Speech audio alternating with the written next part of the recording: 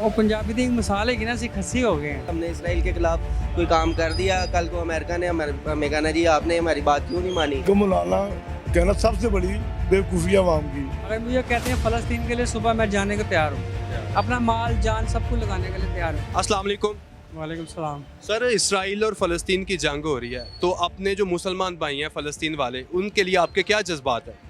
यार जज्बात तो बहुत है लेकिन हम कुछ कर नहीं सकते। नहीं सर, समझ- क्यों नहीं हम कर सकते? वो पंजाबी की मिसाल है कि ना सी खस्सी हो गए हैं। नहीं समझ आई। बुज़दिल हैं हम। बुज़दिल हैं, कायल हो गए हैं यार। जब समझ नहीं आई। ये सऊदी अरब ने बुनियाद रखी है। इसराइल की। हाँ जी। आलमी मीडिया इसराइल के बारे में कह रहा है कि इसराइल एक पुरअमन मुल्क है। क्या इसराइल एक पुरअमन मुल्क है? और रूस को पता लग गया इसकी हरकतों का। इसराइल की। हाँ जी। रूस ने कहा हम आपके साथ हैं फ़लस्तीन को। ईरान ने भी कह दिया, चीन ने भी कह दिया। ईरान तो बाकायदा बैक कर रहा ना। जी तो सर देखें, कल आपने भी मरना है, मैंने भी मरना है, हिसाब देना है। तो ये उनका खून रहेगा नहीं जाएगा, इंशाल्लाह कोई ना कोई उठेगा ज़रूर। और मस्जिद अक्सा की हिफाजत करना मुसलमान का फ़र्ज है। ऐसे ही तालिबान, जो अफगान तालिबान है, उन्होंने कहा है कि हमें जिंदाबाद जिंदाबाद। जिंदाबाद उन्होंने कहा है कि इस्लामी ममालिक से कि हमें रास्ता दे। जिंदाबाद। मैं कहता हूँ कमाल कर दिया है। अफगानिस्तान है जो इस टाइम परफेक्ट जा रहा है। ऐसा ही है। तो क्या आपके ख्याल में इसराइल एक दहशतगर्द मुल्क है? यार यहूदों ने सारा हमारे दोस्त नहीं हो सकते यार, ये कुरान पाक में लिखा हुआ है। बेशक यूदों ने कुरान पाक में ये लिखा हुआ है कि इसराइल में एक ऐसा दरख्त होगा जो उसके पीछे जाके छुपेगा भी तो आवाज़ आएगी दरख्त के बीच में से, ये इसराइली है, इसको मार दो। आपको भी पता है, मुझे भी पता है। तो हम होना तो उनका एंड ही है, जितना मर्जी उभर जाए, जो मर्जी कर लें, अल्लाह से बड़ी कोई ताकत नहीं है। इंशाल्लाह मुसलमान की फतह होनी है, लेकिन हम रुसवा हो रहे हैं बस। आलमे कुफर एक साइड पे हो गया, यानी इसराइल का साथ देने लग पड़ा, लेकिन हम मुसलमान एक साइड पे नहीं हुए, अपने फ़लस्तीन मुस्लिम मुल्क का साथ नहीं दे रहे। क्यों? अंदर से माल खाते हैं उनसे लेके। सही बात करो ना, आपको भी पता है। कठपुतली हैं। मैं क्यों ना होता, मुझे उन्होंने कहना ये तो वो प्रोटोकॉल, लानत भेजते हैं यार ऐसी चीज़ों पे जो कब्र में साथ ही नहीं जानी है आप लोगों के। क्या ये 4 दिन की ज़िंदगी है, इसमें आप लोग क्या कर लोगे? लेकिन उनको ये बात समझ नहीं ना आती। वो पैसे की हपस है ना, पैसा खाली हाथ आए थे खाली हाथ वापस जाना। लेकिन ला इलाहा इल्लल्लाह मोहम्मद रसूलुल्लाह इसके कलमे के नीचे कैसे ज़िंदगी गुजारनी है, ये समझ के आओ जाओ। मौलाना फजल रहमान का तो आपको पता होगा। मौलाना फजल रहमान साहब ने कहा है कि फ़लस्तीन के जो जंगजू हैं, फ़लस्तीन के जो अस्करियत पसंद है, उन्हें चाहिए कि वो इंसानी हकूक़ का ख्याल रखें। ठीक है, लेकिन ये बात उनको तब क्यों नहीं याद आई जब इसराइल फ़लस्तीनियों पर जुल्म करता था? अब क्यों याद आ रही है उनको? बस उनको याद करवाई गई है या उनको रिपीट कराया गया, भाई जो पहले माल खाता है ज़रा बयान दे दो। आपको पता ही है ये सब, क्या कहूँ मैं आपको, इनके पेट देखो, इनके अंदर पता नहीं क्या क्या माल जा चुका है। चाहे जो भी है, वो पीडीएम का हिस्सा है, लेकिन मैं खुद नून लीग हूँ। लेकिन जो गलत बात है वो गलत बात है। जहाँ इस्लाम की बात आएगी हम किसी का साथ नहीं देंगे, हमने दीन का साथ देना है। अगर इमरान खान आज भी हाजिर है, अगर मुझे कहते हैं फ़लस्तीन के लिए सुबह मैं जाने को तैयार हूँ, अपना माल जान सब कुछ लगाने के लिए तैयार हूँ, लेकिन हमें रास्ता नहीं मिलता। रास्ता मिलेगा तो हाफिज़ सईद को मिलेगा। हमें सबको पता है कि पूरे मुल्क में, पूरी दुनिया में जो फसाद की जड़ फैलाता ना, जो फसाद बर्पा करता है, वो उसके पीछे इसराइल का माइंडसेट होता है। बात है। तो इसराइल के जो प्राइम मिनिस्टर हैं नेतन्याहू, उन्होंने बाकायदा एक टॉक शो में एक एंकर को इंटरव्यू देते हुए कहा था कि दुनिया में अगर हम सबसे ज़्यादा डरते हैं ना तो वो ईरान है, और ये बात उन्होंने 3 बार रिपीट की थी। तो हम ईरान जैसा मुल्क कब बनेंगे? ईरान जैसा मुल्क आप कभी भी नहीं बन सकते। उनके अंदर ईमान है, वो कल का नहीं सोचते, आज का सोचते हैं। और आप लोग कल का सोचते हो, आज कुछ कह दिया कल एड ना बंद हो जाए। वो जोरी वो बहुत आगे निकल चुका हुआ है। इंडिया को डर है उससे, सारे में कुफर डरता पूरा है उससे। क्यों? वो दीनदार लोग हैं। लबनान आप लोग ज़कात नहीं निकालते, रोज़े नहीं रखते, और मेरे रोज़े तू रख ले। आपने क्या करना, दीन को समझे ही नहीं, उन्होंने समझा है। लबनान जो एक खाना जंगी का शिकार मुल्क है, उसकी जो तंजीम है हिजबुल्लाह, वो भी फ़लस्तीन को बैक कर रही है। सारी बात है यार, ये दीन का मामला है, इसमें पता नहीं कौन कौन तैयार बैठा है रात को, कौन कौन नहीं सोया। समझ आए ना, ये सारा चक्कर मस्जिद अक्सा का है।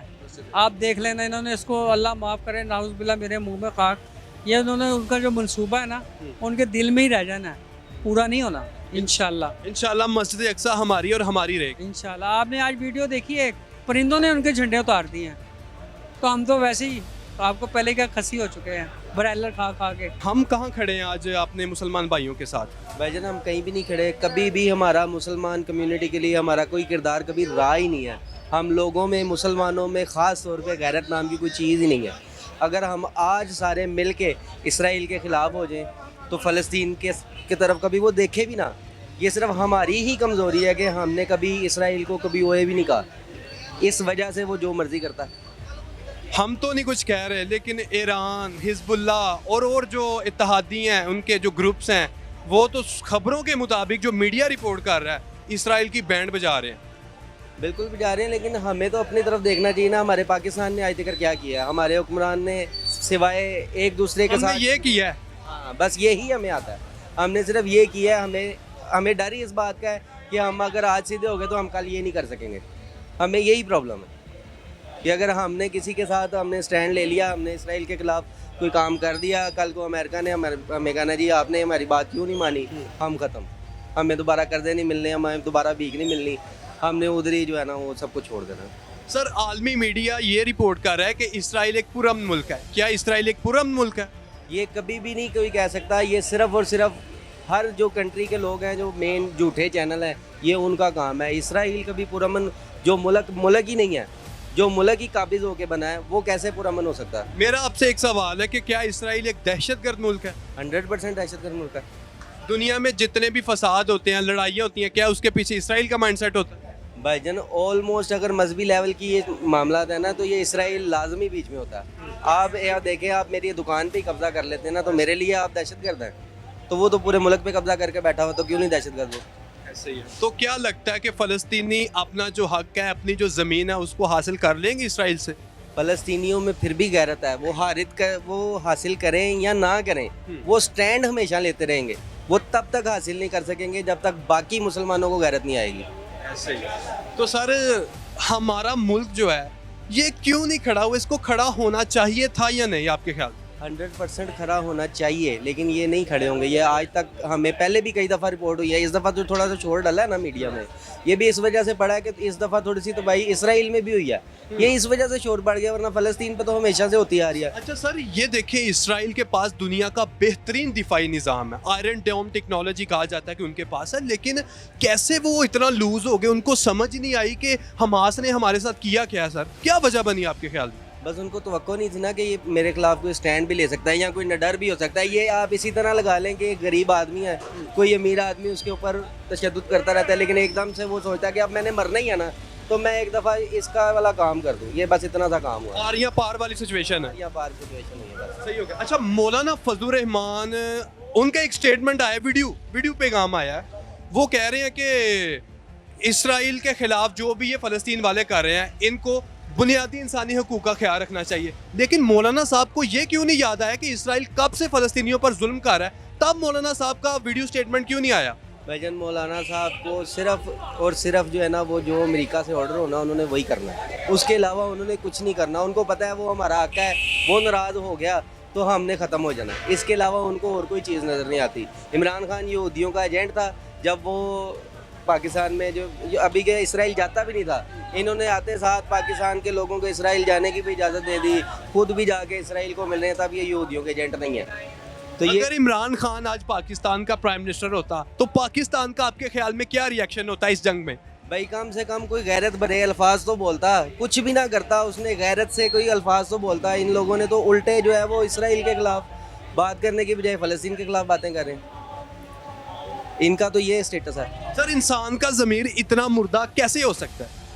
ये अब से नहीं हुआ, ये शुरू से ही मुर्दा है। मौलाना साहब के तो वालिद साहब भी कहते थे कि पाकिस्तान के बनने के गुनाह में मैं शामिल नहीं था, बड़ा शुक्र हुआ मेरे पे अल्लाह का।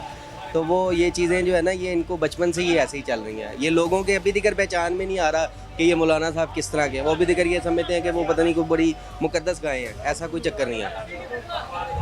इनको मौलाना कहना सबसे बड़ी बेवकूफ़ी है आवाम की। मौलाना फजलुर रहमान को मौलवी मौलाना कहना सबसे बड़ी बेवकूफ़ी। हाँ जी, ये तो दिहाड़ी बार लोग हैं।